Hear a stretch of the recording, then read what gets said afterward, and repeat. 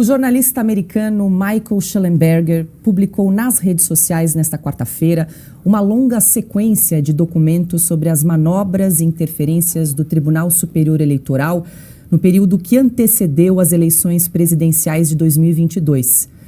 Nós vamos repercutir esse assunto a partir de agora aqui em Oeste Sem Filtro, com o autor, então, dessas revelações, conosco aqui no estúdio, o jornalista Michael Shellenberger. Muito boa noite, seja bem-vindo. Muito obrigado.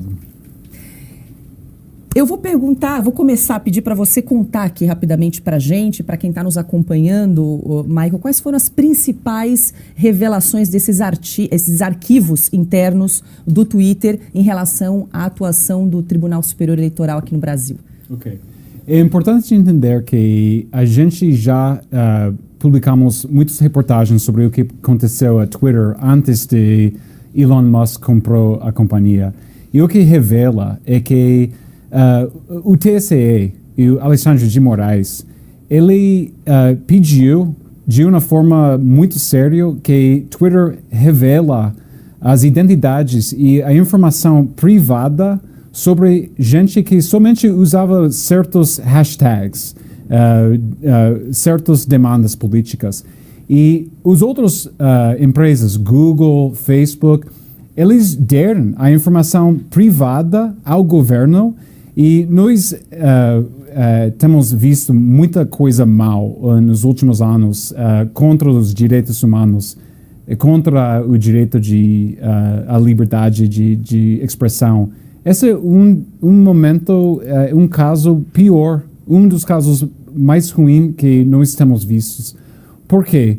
Porque o governo está perseguindo, ameaçando a cadeia aos empregados de Twitter. E não hemos visto nada parecido a isso. É uma coisa mais séria e mais como uma ditadura, porque em outras partes do mundo havia mais uma burocracia que demanda o censura. Mas aqui é uma pessoa, e sou o TSE, e então me dá muito medo e eu sinto muito raiva por o povo do Brasil a ver o que está acontecendo aqui. Esse é um país que eu amo muito, eu morei aqui, eu era muito parte da esquerda como jovem, e eu vejo isso e isso parece atos de uma ditadura, né? Atos de uma ditadura, e não é coisa democrática, não é transparência.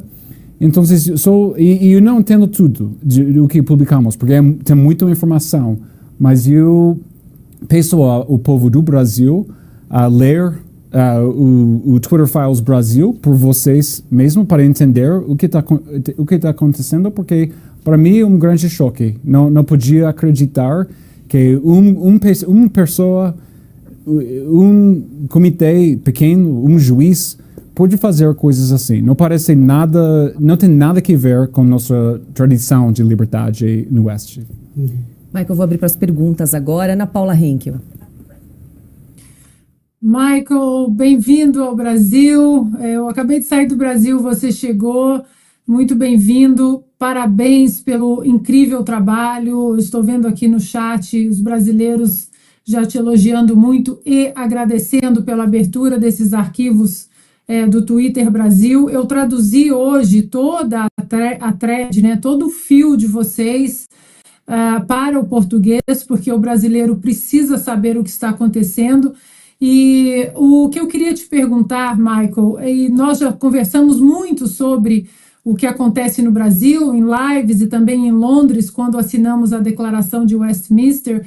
Eu gostaria que você falasse um pouco dessa Declaração de Westminster, como ela é importante e como o brasileiro pode se defender deste complexo industrial da censura que hoje nós temos percebido. É um caminho que tem sido implementado por muitos países no Ocidente. Ok, é importante entender que o que aconteceu aqui é que houve uma reação dos governos do mundo, em verdade, os Estados Unidos, o governo da Inglaterra, governos da Europa, do Brasil, contra movimentos populistas, principalmente da direita, mas era o Brexit, Trump e Bolsonaro. E resultou uma reação de agências de inteligência, de segurança dos estabelecimentos e criaram vários grupos, ONGs. E o que observamos em todos os países que investigamos, até o Czech Republic, a República Tchecoslováquia anterior, Inglaterra, Irlândia, Canadá, os Estados Unidos, o envolvimento de forças policiais, de as pessoas que não devem se envolver nas questões de expressão e liberdade. Nós temos uma tradição no Oeste de deixar as pessoas falar o que pensam e parece muito básico. 300 anos de liberdade e você vê esses documentos é como ler alguma coisa da Inquisição espanhola. É como você está observando gente que comportam como totalitarianos. Né? Desculpa, meu português é muito ruim. Mas é como você lê sobre a Inquisição espanhola e parece assim, coisas às vezes muito pequenas, né? Um político que está ofendido por uma coisa, ou uma pessoa faz um insulto, e depois uma perseguição criminal, até perseguição criminal contra o empregado do Twitter Brasil, né? O advogado se chama Rafael Batista, é o caráter mais principal. E outra coisa que ele queria dizer é que o Twitter era o mais forte em defender os direitos e defender a liberdade de expressão em comparação a Google e Facebook. Essas empresas devem sentir vergonha, a verdade. Eu sinto muito raiva lendo isso, que eles só dão ao governo o que o TSE demanda, né? E Twitter era a única que estava lutando. Agora a gente tem Elon Musk, que está permitindo expressão mais livre, mas a gente era muito cerca a perder nossas liberdades. E esse é o que se observa dos documentos. Nós recebemos aqui no estúdio o jornalista Michael Schellenberger. Silvio Navarro. Michael, boa noite, obrigado pela entrevista. Michael, o Twitter, nesse momento, ele, ao fornecer essas informações solicitadas pelo Tribunal Superior Eleitoral, ele violou as próprias regras de liberdade e de termos de uso dele, da plataforma? Eu acho que sim. Era interessante, porque o Twitter, os empregados, eles observam, existe uma conversa entre os empregados de Twitter. Eles dizem que o governo brasileiro, o TSE, está fazendo demandas que são contra nossas regras adentro.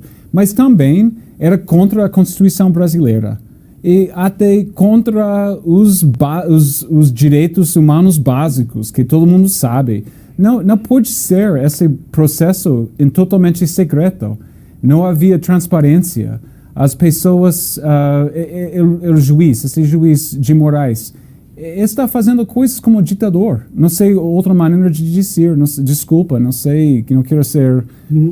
Mas parece ele está como ditador, não? E incrível que não era um processo e envolvendo a policiais e nunca tenho visto nada como isso. Eu estou surpreendido em o que estou observando, porque nós nos Estados Unidos, os Twitter files que fizemos nos Estados Unidos, a gente era mais como pedidos, né? Os vários acadêmicos, os ativistas e até o FBI, eles pedem alguma coisa, eles são mais, pode fazer essa censura, essa coisa assim. Aqui é diferente, é como a força da lei criminal contra os empregados do Twitter.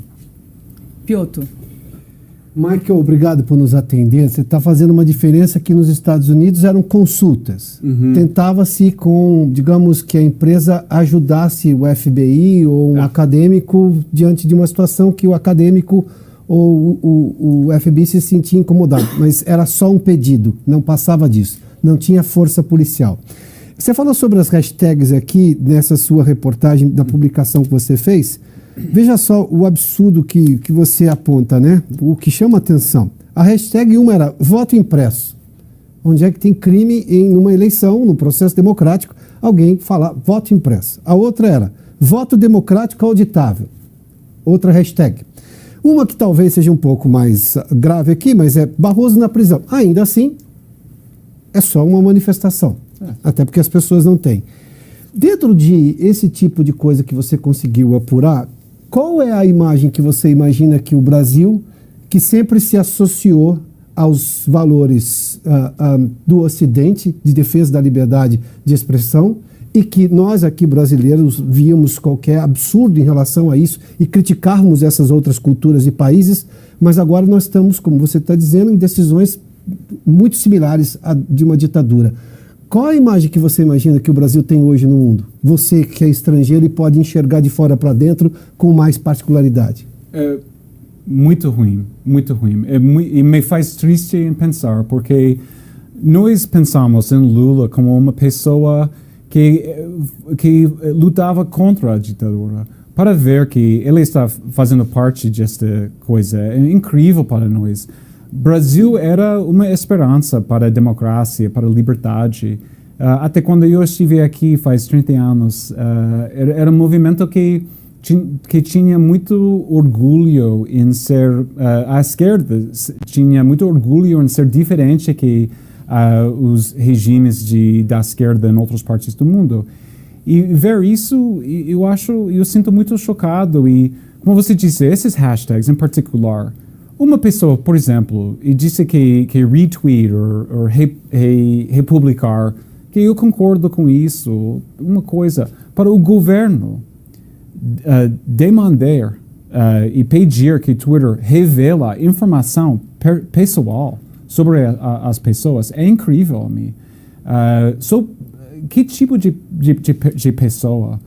Porque, claro, é contra a lei, é contra a Constituição, é contra nossos direitos humanos, mas também uma coisa está errada em sua mente. Se você acha, uma pessoa disse algo que você não concorda com ele, tudo bem. Você não precisa não precisa de escutar, como se diz?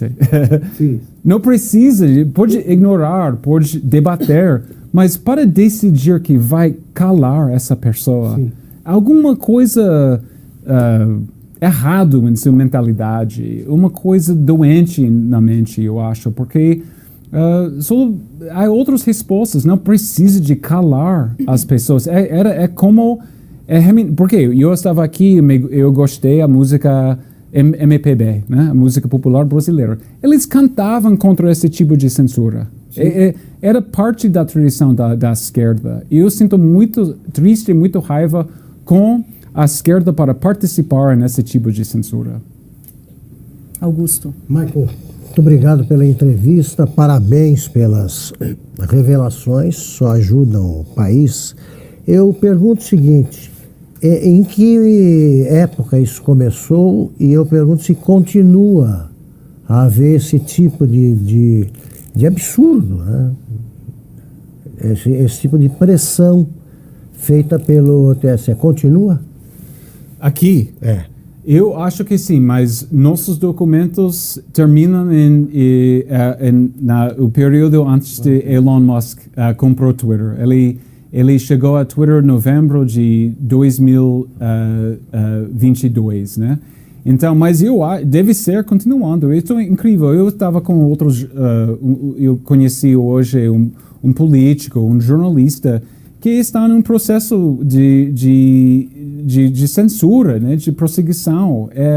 Eu quase não acredito, né? Eu sei que a Ana Paula também, numa perseguição. Eu quase não entendo essa coisa que era possível no Brasil. Quando eu cheguei no Brasil, faz 30 anos, era muito orgulho sobre a Constituição. A Constituição era muito progressista, era muito liberal. Mas não é.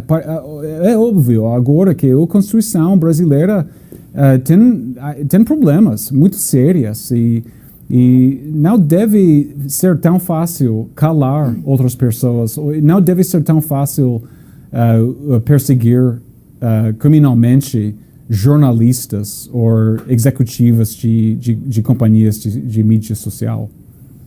Michael, Carlos Medeiros aqui no chat perguntando se você não tem medo de retaliação. Eu sinto um pouco medo, mas a verdade é que tem pessoas que são mais bravas que eu. Então, só esta semana, nós temos visto que em Scotland, como se diz Scotland? Escócia, existe uma nova lei contra ódio, disse, em Escócia. Mas existe resistência. Era uma protesta contra a manifestação contra essa lei totalitária em Escócia. E o autor, J.K. Rowling, ela autor de los livros sobre Harry Potter, ela está dizendo que a polícia pode me presar, que ela vai defender os direitos humanos. E com esses exemplos eu sinto menos medo, eu sinto mais corajoso. E também o Elon Musk. O Elon Musk, que tem sua companhia de rockets, que depende do governo dos Estados Unidos, ele está se enfrentando a censura. Então, eu acho é o mínimo que eu posso fazer. Eu sinto um pouco culpável que nós não publicamos os Twitter files anteriormente, mas é importante entender que muitos países, muitos governos, à mesma vez, estão atacando nossas liberdades em todas as partes do mundo, na Europa, na Canadá, Escócia, França, Germany, Alemanha.